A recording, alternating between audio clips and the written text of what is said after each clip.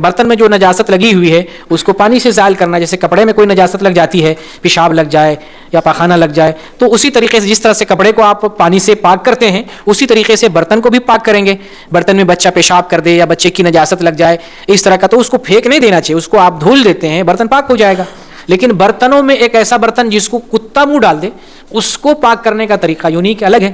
منفرد طریقہ ہے۔ باقی دوسرے طرح سے جو اگر کوئی برتن نجاست سے آلودہ ہوتا ہے تو ایسے برتنوں کو پانی سے صاف کر دیں، کوئی حرج نہیں، جیسے جتنا پانی میں صاف ہوگا اتنے پانی سے صاف کریں۔ لیکن جب جو ہے کتا کسی برتن میں منہ ڈال دے تو ایسے سلسلے میں رسول اللہ صلی اللہ علیہ وسلم نے ہمیں حکم دیا ہے، یہ بخاری کی حدیث 172 نمبر کی، اذا شرب الکلب فی اناء احدکم فلیغسلہ سبعا، کہ جب کتا کسی برتن میں منہ ڈال دے، کتا کسی برتن کو چاٹ لے تو اس برتن کو 7 مرتبہ دھلنا چاہیے، 7 مرتبہ۔ یہ صرف کتے کے ساتھ خاص ہے، اس کا اور کسی جانور سے تعلق نہیں ہے،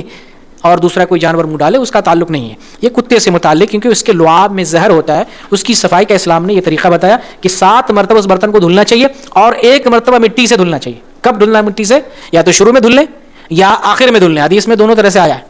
چاہے پہلی مرتبہ مٹی سے دھل لیں یا آخری مرتبہ مٹی سے دھل لیں۔ تو یہ جو ہے کتے کے جو ہے اگر کسی برتن کو چاٹ لے تو اس کو جو ہے پاک کرنے کا ذریعہ۔ باقی اگر چوہا منہ ڈال دے یا جو ہے بلی منہ ڈال دے تو ایسا نہیں کہ برتن ناپاک ہو جاتا، نجس ہو جاتا۔ عام جو گھروں میں رہنے والا جانور ہے جیسے چیونٹی ہے یا اور کوئی چیز ہے جو نقصان دہ اور زہریلا نہ ہو،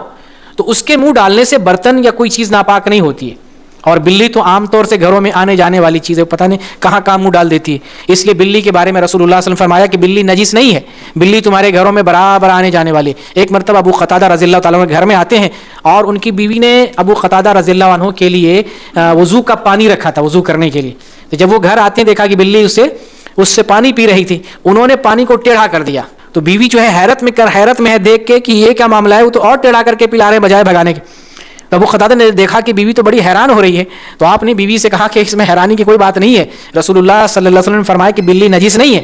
بلی جو ہے گھروں میں برابر آنے جانے والی، تو یہ نجس نہیں ہے۔ اور بلی کا جوٹھا ناپاک نہیں، اگر پانی میں منہ ڈال دیا تو اس پانی کو استعمال کر سکتے ہیں، اس سے وضو کر سکتے ہیں۔ اگر دل نہ کرے نہ پینے کا مرضی ہو نہ پئیں، لیکن وہ پانی طاہر ہے، غسل کے لیے استعمال کر سکتے ہیں، نہانے کے لیے استعمال کر سکتے ہیں، وضو کے لیے استعمال کر سکتے ہیں، برتن دھونے کے لیے استعمال کر سکتے ہیں، اس میں کوئی حرج کی بات نہیں۔ اور ایک مسئلہ یہ بھی ہے، بعض عورتیں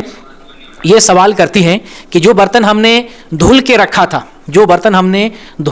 تھا کیا صبح میں اٹھیں تو پھر سے اس کو دوبارہ دھلنا چاہیے کیا؟